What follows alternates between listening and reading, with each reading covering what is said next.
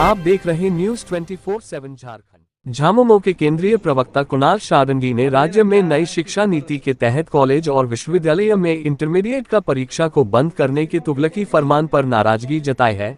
साथ ही सवाल भी खड़ा किया है कि क्या छात्रों को शिक्षित करने की जिम्मेवारी केवल राज्य सरकार की है, क्या इसमें केंद्र सरकार को मदद नहीं करनी चाहिए। बुधवार को एक वार्ता के दौरान उन्होंने ये बातें कही। उन्होंने कहा कि तय समय सीमा 2026 तक की थी और अचानक तुगलकी फरमान झारखंड के राज्यपाल के द्वारा जारी किया गया और कॉलेजों में तथा विश्वविद्यालयों में इंटर की शिक्षा को बंद कर दिया गया। उन्होंने कहा कि झारखंड राज्य की सरकार इस फैसले के तुरंत बाद छात्रों की शिक्षा को आगे बढ़ाने हेतु प्रत्येक 5 किलोमीटर के भीतर मौजूद स्कूलों में इंटर की वैकल्पिक शिक्षा प्रदान करने हेतु निर्देश जारी कर चुकी है और आगामी दिनों में इसका स्थायी व्यवस्था भी कर दिया जाएगा। हालांकि उन्होंने केंद्र सरकार पर निशाना साधते हुए कहा कि क्या छात्रों को शिक्षित करना केवल राज्य सरकार का ही काम है, क्या केंद्र सरकार की इसमें भूमिका नहीं होनी चाहिए। इसका जवाब केंद्र की सरकार को देना चाहिए। नई शिक्षा नीति 2020 के तहत डिग्री कॉलेजेस में और विश्वविद्यालयों में इंटरमीडिएट की पढ़ाई को बंद करने का जो फरमान जारी किया गया है, झारखंड के परिप्रेक्ष्य में ये ना केवल अपरिपक्व है बल्कि एक तुगलकी फरमान है, जिससे यहाँ के हजारों छात्र छात्राओं को परेशानी का सामना करना पड़ रहा है।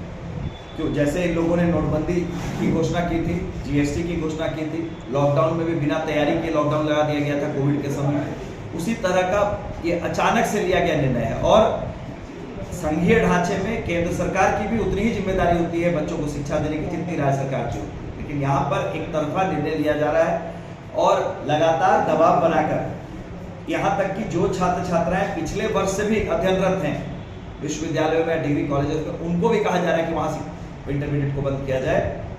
तो कहीं ना कहीं सीधे तौर पर ये जो अधिकार है, मौलिक अधिकार है संविधान में शिक्षा प्राप्त करने का, ये उस अधिकार का भी हनन है।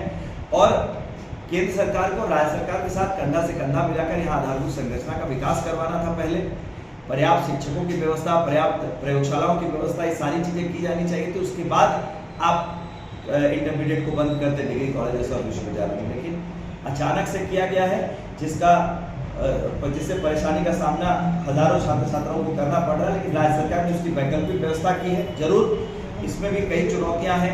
5 किलोमीटर के रेडियस में जो भी जैक से स्वीकृति प्राप्त या स्वीकृति प्राप्त या जैक से संबंधित +2 विद्यालय है या उत्क्रमित +2 विद्यालय सरकार के, उनमें उन सभी वैसे छात्र छात्राओं को समायोजित करने का आदेश सभी उपायुक्तों को दिया गया है ताकि कोई भी छात्र छात्रा इंटरमीडिएट की पढ़ाई से वंचित नहीं रहे।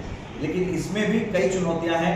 जो पढ़ाई की गुणवत्ता में कमी आएगी उसका खामियाजा कौन भुगतेगा। तो ये तमाम चुनौतियों को लेकर कई बार केंद्र सरकार के पदाधिकारियों से राज्य सरकार ने बातचीत की है, लेकिन उनका इरादा बिल्कुल वही है कि किसी तरह हमारी सरकार को बदनाम करके और ये पूरे देश में ये संदेश देने का काम किया जाए कि झारखंड में जो गैर भाजपाई सरकार जहां पर भी जिस प्रदेश में काम कर रही है वहां पर शिक्षा को लेकर राज्य सरकार गंभीर है।